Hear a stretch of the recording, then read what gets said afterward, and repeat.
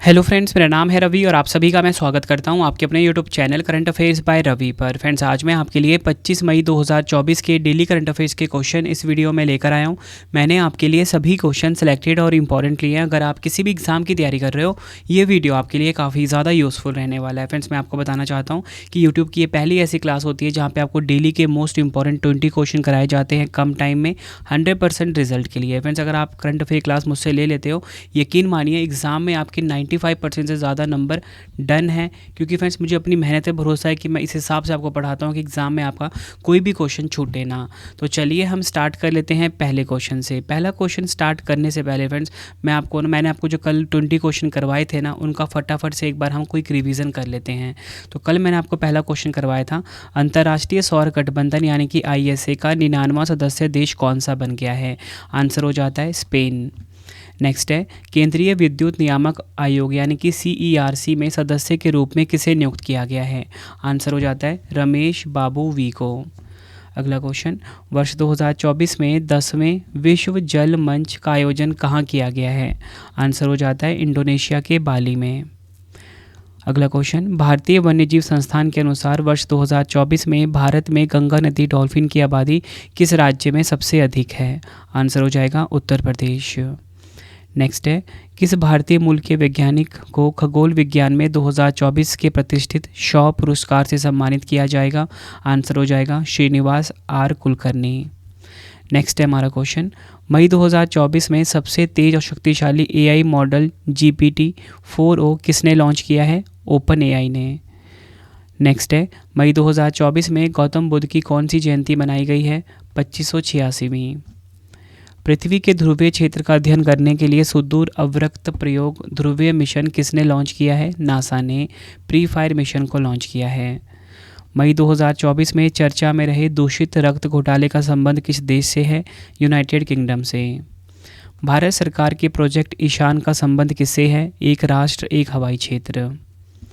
Next है हमारा question, मई 2024 में किन देशों ने फ़िलिस्तीन को एक स्वतंत्र देश के रूप में मान्यता देने की घोषणा की है?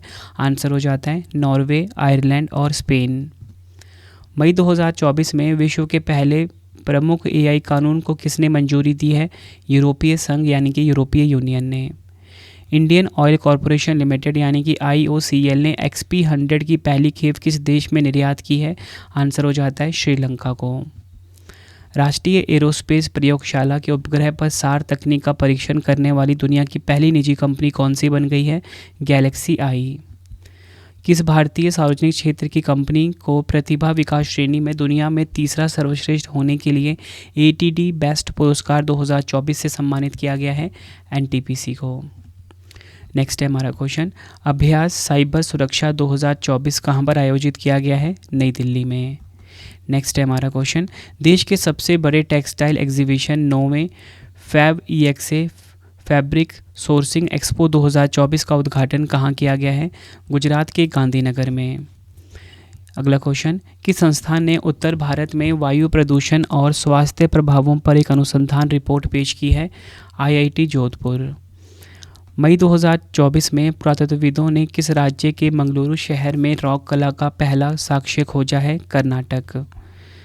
शील नागू किस राज्य के कार्यवाहक चीफ जस्टिस बने हैं? मध्य प्रदेश। फ्रेंड्स, ये थे हमारे कल के 20 इंपॉर्टेंट क्वेश्चन जिनका मैंने आपको क्विक रिवीजन करवा दिया। तो चलिए हम स्टार्ट कर लेते हैं आज के पहले क्वेश्चन से। फर्स्ट क्वेश्चन है हमारा, किसे अंतर्राष्ट्रीय बुकर पुरस्कार 2024 से सम्मानित किया गया है? राइट आंसर हो जाता है ऑप्शन ए जेनी एर्पनबेक। जेनी एर्पनबेक को अंतर्राष्ट्रीय बुकर पुरस्कार 2024 से सम्मानित किया गया है। फ्रेंड्स, ये है इनकी फ़ोटो, आप ये देख सकते हो। डिटेल में अगर हम समझें, साल 2024 का अंतर्राष्ट्रीय बुकर पुरस्कार कैरोस पुस्तक की लेखिका जेनी एर्पनबेक को मिला है। ये आपको ध्यान रखना है।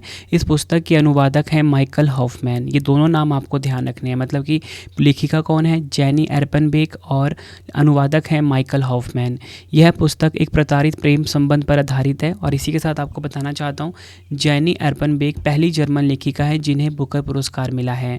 अंतर्राष्ट्रीय बुकर पुरस्कार जीतने वाली जो पहली भारतीय लेखिका थी उनका नाम गीतांजलि श्री है। उन्होंने साल 2022 में अपने उपन्यास रेत समाधि के लिए यह पुरस्कार जीता था। देखो फ्रेंड्स, यहाँ पे बात हुई है बुकर पुरस्कार की, तो मैं आपको ना बुकर पुरस्कार के बारे में कुछ ऐसे फैक्ट बताता हूँ जो कि एग्ज़ाम में ना बार बार पूछे जाते हैं और आपको ना किताबों में देखने को नहीं मिलते। सबसे पहले तो आपको मैं ये बताना चाहता हूँ कि अंतर्राष्ट्रीय बुकर पुरस्कार प्रतिवर्ष ऐसी रचना के लिए दिया जाता है जिसका अंग्रेजी में अनुवाद किया गया हो और यूके या आयरलैंड में प्रकाशित किया गया हो। अब हम क्वेश्चन देखते हैं जो कि एग्जाम में पूछे जाते हैं। तो फ्रेंड्स, एग्जाम में सबसे पहले तो आपसे यही क्वेश्चन पूछा जाता है कि बताओ अंतर्राष्ट्रीय बुकर पुरस्कार जो है किस क्षेत्र में दिया जाता है। तो आपका आंसर होगा अंतर्राष्ट्रीय बुकर पुरस्कार जो है साहित्य के क्षेत्र में दिया जाता है। अगर आपसे पूछा जाए कि अंतर्राष्ट्रीय बुकर पुरस्कार की शुरुआत किस वर्ष में की गई थी, वर्ष 2005 में की गई थी। और अगर आपसे पूछा जाए कि किसके उपन्यास रेत समाधि या बोल सकते हो टॉम्ब ऑफ सैंड ने हिंदी से अनुवादित होकर अंतर्राष्ट्रीय बुकर पुरस्कार जीतने वाला पहला उपन्यास बन गया है, आपका आंसर हो जाएगा गीतांजलि श्री की जो उपन्यास है जो मैंने आपको बताया रेत समाधि या टॉम्ब ऑफ सैंड। अगर आपसे पूछा जाए कि पहला अंतर्राष्ट्रीय बुकर पुरस्कार किसने जीता था, आपका आंसर होगा इस्माइल कादेरनी ने। किस देश के हैं ये, अल्बानिया के। और अगर आपसे एग्जाम में पूछा जाए कि किस वर्ष से अंतर्राष्ट्रीय बुकर पुरस्कार प्रत्येक वर्ष दिया जाने लगा, पहले हर 2 साल के बाद दिया जाता था लेकिन 2016 से हर साल दिया जाने लगा। और सबसे ज़्यादा इंपॉर्टेंट है इसकी पुरस्कार विजेता राशि कितनी है, 50,000 पाउंड यानी कि लगभग $63,000। फ्रेंड्स, ये तो मैंने आपको कंप्लीट इन्फॉर्मेशन दे दी अंतर्राष्ट्रीय बुकर पुरस्कार के बारे में। तो चलिए अब हम नेक्स्ट क्वेश्चन देख लेते हैं। अगला क्वेश्चन है, मई 2024 में दूसरे AI शिखर सम्मेलन की मेजबानी किन देशों के द्वारा की गई है। राइट आंसर हो जाता है ऑप्शन बी और सी दोनों, यानी कि ब्रिटेन और दक्षिण कोरिया। ब्रिटेन और दक्षिण कोरिया के द्वारा दूसरे AI शिखर सम्मेलन की मेजबानी की गई है। AI का फुल फॉर्म क्या होता है, आर्टिफिशियल इंटेलिजेंस यानी कि कृत्रिम बुद्धिमत्ता। डिटेल में अगर हम समझें, दक्षिण कोरिया और ब्रिटेन ने सियोल में दूसरे वैश्विक AI शिखर सम्मेलन की सह मेजबानी की है। ब्रिटेन के प्रधानमंत्री ऋषि सुनक और दक्षिण कोरिया के राष्ट्रपति यून सुक योल ने इस वर्चुअल शिखर सम्मेलन की देखरेख की है। इसमें कृत्रिम बुद्धिमत्ता के बेहतर विनियमन की मांग की गई है। पहला वैश्विक AI शिखर सम्मेलन जो है ये नवंबर 2023 में ब्रिटेन में आयोजित किया गया था। देखो फ्रेंड्स, हमारे क्वेश्चन की टाइप थी महत्वपूर्ण शिखर सम्मेलन 2024। तो हम पिछले कुछ महत्वपूर्ण शिखर सम्मेलन 2024 का क्विक रिवीजन कर लेते हैं। अगर हम बात करें 10वां विश्व जल मंच, ये कहाँ पर आयोजित हुआ, इंडोनेशिया के बाली में। अगर आपसे पूछा जाए कि वर्ल्ड फ्यूचर एनर्जी सम्मेलन 2024 कहाँ पर हुआ, अबू धाबी, संयुक्त अरब अमीरात में। अगर आपसे पूछा जाए कि पहला परमाणु ऊर्जा शिखर सम्मेलन ब्रुसेल्स बेल्जियम में आयोजित हुआ। अगर आपसे पूछा जाए कि 9वां रायसीना डायलॉग 2024 कहाँ पर हुआ, नई दिल्ली में। अगर पूछा जाए कि 9वां अंतर्राष्ट्रीय विज्ञान महोत्सव कहाँ पर हुआ, हरियाणा के फरीदाबाद में। नेक्स्ट है हमारा क्वेश्चन, मई 2024 में वैश्विक स्तर पर भारतीय शेयर बाजार ने 5 ट्रिलियन पूंजीकरण के साथ कौन सा स्थान हासिल किया है। राइट आंसर हो जाता है इस क्वेश्चन का हमारा ऑप्शन डी, 5वां। ये आपको ध्यान रखना है। डिटेल में अगर हम समझें, BSE में लिस्टेड कंपनियों का मार्केट कैप पहली बार $5 ट्रिलियन तक पहुंच गया है, जो कि वर्ष की शुरुआत के बाद से $633 बिलियन से अधिक की बढ़ोतरी को दिखाता है। पूरी दुनिया में $5 ट्रिलियन के साथ भारतीय शेयर बाजार मार्केट कैप के लिहाज से 5वें स्थान पर है। टॉप 3 देख लेते हैं तो अमेरिका नंबर 1 पे है, चीन नंबर 2 पे है और जापान नंबर 3 पे है और हमारा प्यारा भारत 5वें स्थान पे है। और आपको बताना चाहता हूँ, हमारे देश में जो शेयर बाज़ार होता है इसे सेबी संस्था रेगुलेट करती है, ये आपको ध्यान रखना है। फुल फॉर्म क्या होता है, securities exchange board of India. इसका हेडक्वार्टर कहाँ पर है, मुंबई में इसका हेडक्वार्टर है। स्थापना कब हुई थी, 1992 में इसकी स्थापना हुई थी। प्रेजेंट में इसकी अध्यक्ष हैं माधवीपुरी बुच। नेक्स्ट है हमारा क्वेश्चन, मई 2024 में सागा दावा महोत्सव किस राज्य में मनाया गया है। राइट आंसर हो जाता है इस क्वेश्चन का ऑप्शन बी, सिक्किम राज्य में सागा दावा महोत्सव जो है ये मनाया गया है, ये आपको ध्यान रखना है। डिटेल में अगर हम समझें, सागा दावा को ट्रिपल ब्लेस्ड फेस्टिवल के नाम से भी जाना जाता है, जो हर साल तिब्बती बौद्ध कैलेंडर के चौथे महीने के 15वें दिन पड़ता है। तिब्बती भाषा में सागा का मतलब होता है चौथा और दावा का मतलब होता है महीना। बात यहाँ पे सिक्किम की हुई है। सिक्किम की स्थापना 1975 में हुई थी। राजधानी गैंगटोक है। मुख्यमंत्री हैं प्रेम सिंह तमांग और राज्यपाल लक्ष्मण प्रसाद आचार्य हैं। नेक्स्ट है हमारा क्वेश्चन, वर्ष 2026 में AFC महिला एशियाई कप की मेज़बानी किस देश के द्वारा की जाएगी? राइट आंसर हो जाता है ऑप्शन सी, ऑस्ट्रेलिया। ये आपको ध्यान रखना है, 2026 में AFC महिला एशियाई कप की जो मेज़बानी है ये करेगा ऑस्ट्रेलिया देश। एशियाई फुटबॉल परिसंघ यानी कि AFC ने 2026 और 2029 के लिए ऑस्ट्रेलिया और उज्बेकिस्तान को क्रमशः इस मेज़बान के तौर पर चुना है। और आपको बताना चाहता हूँ 2026 में जो AFC महिला एशियाई कप होगा ये 21वां संस्करण आयोजित किया जाएगा। और आपको बताना चाहता हूँ भारत ने साल 2022 में 20वें AFC महिला एशिया कप की मेज़बानी करी थी। तो यहाँ पे आपको क्या पता लगा, जो 20वां संस्करण था कब हुआ था? 2022 में। कहाँ पर हुआ था? भारत में। ठीक है, और मैंने यहाँ पे आपको क्या बताया, जो 21वां संस्करण है ये कहाँ पर होगा? ये होगा 2026 में। कहाँ पर? ऑस्ट्रेलिया में। और इसी के साथ जो 22वां संस्करण है ये होगा 2029 में। कहाँ पर होगा फ्रेंड्स? ये होगा उज्बेकिस्तान में। ये आपको ध्यान रखना है। नेक्स्ट है हमारा क्वेश्चन, मई 2024 में IPL के इतिहास में 8000 रन पूरे करने वाले पहले भारतीय खिलाड़ी कौन बन गए हैं? राइट आंसर हो जाता है ऑप्शन बी, विराट कोहली। आपको बताना चाहता हूँ मई 2024 में IPL यानी कि इंडियन प्रीमियर लीग के इतिहास में 8000 रन पूरे करने वाले पहले भारतीय खिलाड़ी बने हैं विराट कोहली। डिटेल में अगर हम समझें, विराट कोहली ने इंडियन प्रीमियर लीग यानी कि IPL में रनों का नया इतिहास रच दिया है। किंग कोहली IPL इतिहास में 8000 रन बनाने वाले पहले बैट्समैन बन गए हैं। उन्होंने यह रिकॉर्ड रॉयल चैलेंजर्स बेंगलुरु और राजस्थान रॉयल्स के बीच खेले गए IPL एलिमिनेटर के दौरान बनाया है। और आपको बताना चाहता हूँ विराट कोहली किस टीम से हैं? ये हैं RCB टीम से, यानी कि रॉयल चैलेंजर्स बेंगलुरु टीम से। नेक्स्ट है हमारा क्वेश्चन, भारतीय वायुसेना यानी कि इंडियन एयरफोर्स के सेवारत कर्मचारियों और उनके परिवार के लिए पहली आपातकालीन चिकित्सा प्रतिक्रिया प्रणाली यानी कि EMRS कहाँ प्रारंभ की गई है? आंसर हो जाता है ऑप्शन डी, कर्नाटक के बेंगलुरु में। ये आपको ध्यान रखना है। डिटेल में अगर हम समझें, वायुसेना प्रमुख विवेक राम चौधरी ने कमांड हॉस्पिटल एयरफोर्स बेंगलुरु में भारतीय वायुसेना की पहली आपातकालीन चिकित्सा प्रतिक्रिया प्रणाली का उद्घाटन किया। EMRS पूरे देश में भारतीय वायुसेना कर्मियों और उनके परिवारजनों की सेवा के लिए अपनी तरह की पहली 24/7 टेलीफोनिक चिकित्सा हेल्पलाइन है। इस प्रणाली का लक्ष्य पूरे देश में कहीं भी आपात स्थिति का अनुभव होने पर कॉल करने वाले चिकित्सा और पैरामेडिकल पेशेवरों की एक टीम द्वारा त्वरित सहायता प्रदान करना है। भारतीय वायुसेना की बात हुई है तो उसकी स्थापना 8 अक्टूबर 1932 को हुई थी। मुख्यालय कहाँ पर है? नई दिल्ली में। अध्यक्ष हैं विवेक राम चौधरी।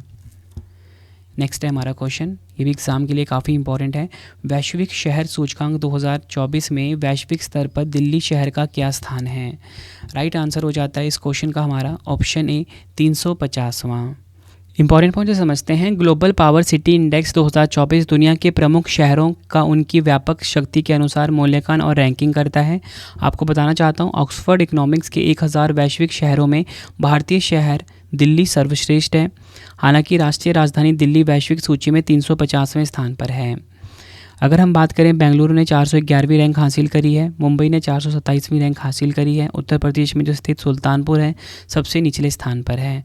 तो मैंने आपको यहाँ पे क्या बताया कि जो दिल्ली है ना, ये विश्व में है 350वें नंबर पे और भारत में है पहले स्थान पर। तो अगर आपसे पूछा जाए कि बताओ वैश्विक शहर सूचकांक 2024 में कौन सा शहर जो है भारत में शीर्ष पर है, तो आप दिल्ली बोलोगे। और विश्व में कौन से नंबर पर है? 350वें पे। तो हम ना वर्ल्ड में जो टॉप 3 शहर हैं उनको देख लेते हैं। न्यूयॉर्क नंबर 1 पे है, लंदन नंबर 2 पे है और सेंट जॉर्ज नंबर 3 पर है। ये आपको ध्यान रखना है। जारी करता है इस सूचकांक के ऑक्सफोर्ड इकोनॉमिक्स। नेक्स्ट है हमारा क्वेश्चन, भारतीय तटरक्षक बल यानी कि ICG ने किस राज्य में प्रदूषण से बचाव हेतु सम्मेलन व प्रशिक्षण अभ्यास का आयोजन किया है? राइट आंसर हो जाता है ऑप्शन सी, पश्चिम बंगाल में। डिटेल में अगर हम समझें, भारतीय तटरक्षक बल ने समुद्र में तेल रिसाव की समस्या से निपटने के लिए पश्चिम बंगाल में प्रदूषण से बचाव के लिए सम्मेलन और प्रशिक्षण अभ्यास का आयोजन किया है। इस अभ्यास के दौरान प्रदूषण से निपटने के लिए इस्तेमाल होने वाली आधुनिक उपकरणों का प्रदर्शन किया गया है। भारतीय तटरक्षक बल यानी कि ICG रक्षा मंत्रालय के अधीन काम करने वाला एक समुद्री सशस्त्र बल है। अगला क्वेश्चन है हमारा, पेरिस ओलंपिक में एथलीट का जश्न मनाने के लिए लेट्स मूव इंडिया अभियान किसके द्वारा शुरू किया गया है? राइट आंसर हो जाता है इस क्वेश्चन का हमारा ऑप्शन ए, अंतर्राष्ट्रीय ओलंपिक समिति यानी कि IOC के द्वारा। डिटेल में अगर हम समझें, अंतर्राष्ट्रीय ओलंपिक समिति यानी कि IOC ने रिलायंस फाउंडेशन और अभिनव बिंद्रा फाउंडेशन के सहयोग से लेट्स मूव इंडिया अभियान शुरू किया है, जिसमें सभी को पेरिस ओलंपिक में भाग लेने वाले ओलंपियनों का जश्न मनाने के लिए आमंत्रित किया गया है। लेट्स मूव का उद्देश्य दुनिया भर के लोगों को हर दिन कहीं भी किसी भी तरह से अधिक शारीरिक गतिविधि करने के लिए प्रेरित करना है। नेक्स्ट है हमारा क्वेश्चन, किस भारतीय अमेरिकी को सैक्रामेंटो काउंटी सुपीरियर कोर्ट में न्यायाधीश नियुक्त किया गया है? ये क्वेश्चन भी एग्जाम के लिए काफ़ी इंपॉर्टेंट है क्योंकि भारतीय मूल की बात हो रही है इसमें। तो राइट आंसर हो जाता है ऑप्शन ए, जया बडिगा।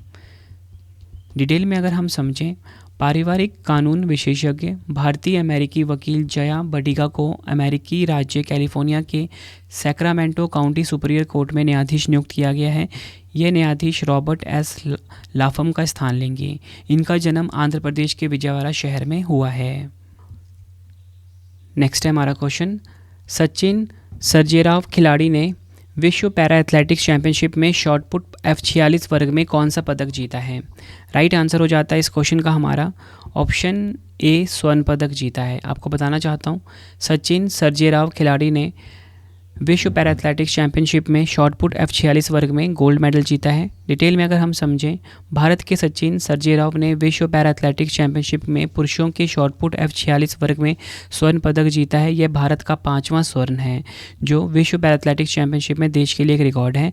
यह प्रतियोगिता जापानी शहर कोबे में आयोजित की जा रही है। हमारे क्वेश्चन की टाइप थी स्पोर्ट्स करंट अफेयर। तो पिछले कुछ टॉप 5 हम स्पोर्ट्स करंट अफेयर रिवाइज कर लेते हैं। मैग्नस कार्लसन, इन्होंने सुपर बेट रैपिड और ब्लिट्ज शतरंज टूर्नामेंट 2024 जीता है। पृथ्वी शेखर ने Slovenia deaf tennis open tournament 2024 पुरुष एकल का खिताब अपने नाम करा है। एंड्रे रूबलेव और ईगा स्विटेक मैड्रिड ओपन 2024 के विजेता हैं। लैंडो नॉरिस, इन्होंने फार्मूला 1 मियामी ग्रैंड प्रिक्स के विजेता हैं ये। और रियल मैड्रिड ने 36वां ला लीगा खिताब अपने नाम करा है। नेक्स्ट है हमारा क्वेश्चन, विश्व आर्थिक मंच यानी कि WEF के संस्थापक और कार्यकारी अध्यक्ष क्लाउस श्वाब ने अपने कार्यकारी भूमिका से इस्तीफा देने की घोषणा की है। यह किस देश से हैं? राइट आंसर हो जाता है इस क्वेश्चन का ऑप्शन सी, जर्मनी देश से इनका संबंध है। डिटेल में अगर हम समझें, विश्व आर्थिक मंच के संस्थापक और कार्यकारी अध्यक्ष क्लाउस श्वाब ने घोषणा की है कि वो अपनी कार्यकारी भूमिका से हट रहे हैं। विश्व आर्थिक मंच की स्थापना 1971 में हुई थी। मुख्यालय कहाँ पे है? स्विट्जरलैंड के कलोगनी में। नेक्स्ट है हमारा क्वेश्चन, प्रीति सिमिता भोई ने IWF विश्व युवा चैंपियनशिप 2024 में कौन सा पदक जीता है? राइट आंसर हो जाता है इस क्वेश्चन का हमारा ऑप्शन ए, स्वर्ण पदक जीता है। इंपॉर्टेंट पॉइंट समझते हैं। ओडिशा की प्रीति सिमिता भोई ने 2024 IWF विश्व युवा चैंपियनशिप में महिलाओं के 40 किलोग्राम क्लीन एंड जर्क में स्वर्ण पदक जीता है। टॉप 3 देख लेते हैं। प्रीति सिमिता भोई नंबर 1 पे, उसके बाद दूसरे नंबर पे हैं जोशना सब्बर और नंबर 3 पे फातिमा कोलकाक। ये आपने नाम ध्यान रखना है। और भारत की जो प्रीति समिता है, इन्होंने गोल्ड मेडल जीता है।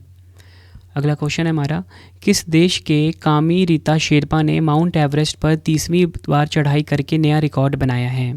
राइट आंसर हो जाता है ऑप्शन बी, नेपाल। डिटेल में अगर हम समझें, नेपाल के पर्वतारोही कामी रीता ने 30 साल में 30वीं बार दुनिया की सबसे ऊंची चोटी माउंट एवरेस्ट पर चढ़ाई की है। वह ऐसा करने वाले दुनिया के इकलौते पर्वतारोही बन गए हैं।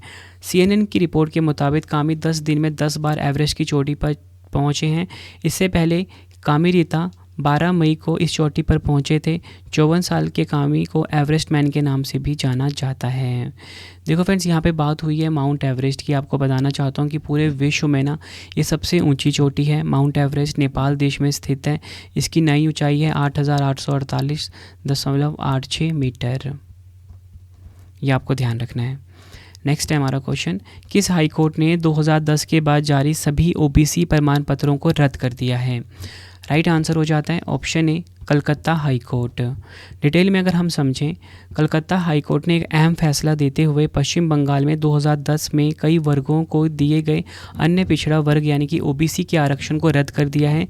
जस्टिस तपोब्रत चक्रवर्ती और राजशेखर मंथर की बेंच ने कहा है कि 2011 से प्रशासन ने किसी नियम का पालन किए बगैर OBC सर्टिफिकेट जारी किए थे। नेक्स्ट है हमारा क्वेश्चन, किसे अस्थमा के इलाज की जेनरिक दवाई के लिए USFDA से मंजूरी मिली है? राइट आंसर हो जाता है इस क्वेश्चन का हमारा option C, Zydus life sciences.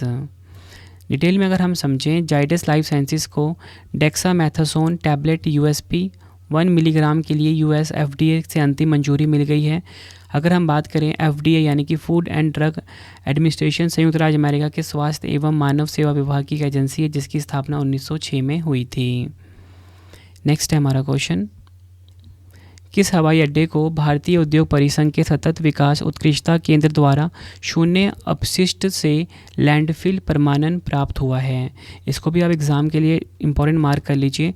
Right answer हो जाता है ऑप्शन ए, तिरुवनंतपुरम अंतर्राष्ट्रीय हवाई अड्डा। डिटेल में अगर हम समझें, तिरुवनंतपुरम अंतर्राष्ट्रीय हवाई अड्डा को भारतीय उद्योग परिसंघ के सतत विकास उत्कृष्टता केंद्र द्वारा शून्य अपशिष्ट से लैंडफिल प्रमाणन प्राप्त हुआ है। इस सम्मान को प्राप्त करने वाला यह पहला भारतीय हवाई अड्डा बन गया है। अगर हम बात करें, ZWL मूल्यांकन ने सत्यापित किया है कि तिरुवनंतपुरम अंतर्राष्ट्रीय हवाई अड्डे ने सर्वोत्तम अपशिष्ट प्रबंधन प्रथाओं को लागू किया है और लैंडफिल से 99.50% अपशिष्ट डाइवर्जन हासिल करा है। नेक्स्ट है हमारा क्वेश्चन, UAE के राष्ट्रपति ने किस देश के राजदूत जोस अगुएरो अविला को प्रथम श्रेणी स्वतंत्रता पदक प्रदान किया है? राइट आंसर हो जाता है ऑप्शन सी, पराग्वे। डिटेल में अगर हम समझें, संयुक्त अरब अमीरात के राष्ट्रपति ने देश में राजदूत के रूप में अपने कार्यकाल की समाप्ति के अवसर पर पराग्वे के राजदूत जोस अगुएरो अविला को प्रथम श्रेणी स्वतंत्रता पदक प्रदान किया है। अगर हम बात करें, पराग्वे देश की दक्षिण अमेरिका में स्थित एक देश है। इसकी राजधानी की बात कर लेते हैं, असुनसियोन इसकी राजधानी है। मुद्रा है गुआरानी, दोनों काफ़ी इंपॉर्टेंट है एग्जाम के लिए। और राष्ट्रपति हैं सैंटियागो पेना। बात यहाँ पे हुई है पराग्वे देश की, तो उसकी लोकेशन आपको मैं बता देता हूँ वर्ल्ड मैप के ऊपर। सबसे पहले आपको हमारा प्यारा भारत देखना है, जो कि कहाँ पर है, वो है यहाँ पे, ये देखिए, ठीक है। और यहाँ से आपको रिलेट करना है पराग्वे देश को। तो जब आप जाओगे दक्षिण अमेरिका की साइड, तो आपको यहाँ पे एक देश दिखेगा, छोटा सा देश आपको दिख रहा है ना पीले रंग का, यही है पराग्वे देश। आखिरी क्वेश्चन है आज की वीडियो का हमारा, मरियप्पन थंगावेलु ने विश्व पैरा एथलेटिक्स चैंपियनशिप 2024 में पुरुषों की ऊंची कूद T63 स्पर्धा में कौन सा पदक जीता है? राइट आंसर हो जाता है इस क्वेश्चन का हमारा ऑप्शन ए, स्वर्ण पदक जीता है। डिटेल में अगर हम समझें, टोक्यो पैरालंपिक के रजत पदक विजेता मरियप्पन थंगावेलु ने 1.88 मीटर के चैंपियनशिप रिकॉर्ड के साथ T63 ऊंची कूद में स्वर्ण पदक हासिल किया है। यह किसी बड़ी प्रतियोगिता में 8 साल में उनका पहला स्वर्ण पदक है। अमेरिका के एजरा फ्रेच और सैम ग्रेव ने 1.85 मीटर और 1.82 मीटर के प्रयास के साथ क्रमशः रजत और कांस्य पदक जीते हैं। इस खेल का आयोजन कहाँ पर हुआ? जापान में कोबे शहर में। फ्रेंड्स, ये आपको मैंने आज की 20 इंपॉर्टेंट क्वेश्चन करवाए हैं। अब आपके लिए 2 क्वेश्चन का टेस्ट है, ठीक है, जिसका आंसर आपने कमेंट बॉक्स में देना। आपको लास्ट टाइम बताऊंगा कि आप हमें रवि सर की ई बुक को कैसे बाय कर सकते हो, करंट अफेयर्स, पॉलिटी, ज्योग्राफी की। साथ में टेलीग्राम के बारे में बताने वाला हूँ। सबसे ज़्यादा इंपॉर्टेंट है मोबाइल एप्लीकेशन में जाके आप टेस्ट कैसे लगा सकते हो फ्री में।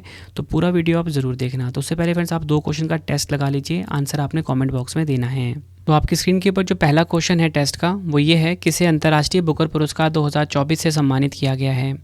4 ऑप्शन है आपके पास, आंसर आपने कमेंट बॉक्स में देना है। दूसरा क्वेश्चन है आपके लिए स्क्रीन के ऊपर, वर्ष 2026 में AFC महिला एशियाई कप की मेज़बानी किस देश के द्वारा की जाएगी?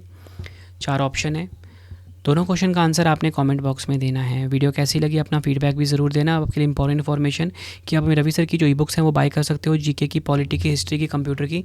वेबसाइट है www.ravibooks.pdf.com। इस वेबसाइट पे आपको जाना है। यहाँ पे आपको current affairs, polity, geography, monthly जो हमारी करंट अफेयर्स की ई बुक होती है, अप्रैल तक की लॉन्च हो चुकी है, ठीक है। जनवरी से लेकर जो अप्रैल तक की हमारी ई बुक है वो भी आपको यहाँ पर मिल जाएगी। साथ में ही PDF के लिए आपको हमारा टेलीग्राम ज्वाइन करना है, करंट अफेयर्स बाय रवि नाम से है, ठीक है।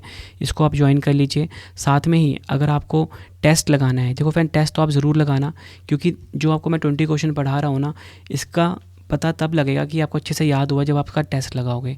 तो फ्री टेस्ट वाले ऑप्शन में जाना है आपको, प्ले स्टोर में जाकर रवि स्टडी जीके एप्लीकेशन को इंस्टॉल कर लीजिए। आपको ये वीडियो कैसी लगी अपना कमेंट में फीडबैक ज़रूर देना। आपको वीडियो में क्या इंप्रूवमेंट करवाना है वो भी आप मुझे ज़रूर बताना कमेंट बॉक्स में, ठीक है। जो स्टूडेंट अच्छा कमेंट करेंगे उनको साथ में हर्ट भी ज़रूर करूँगा, तो आप अपना कमेंट भी ज़रूर करें, ठीक है, कमेंट बॉक्स में। तो चलिए फ्रेंड्स, अब हम मिलते हैं नेक्स्ट वीडियो में। Thank you and wish you all the best.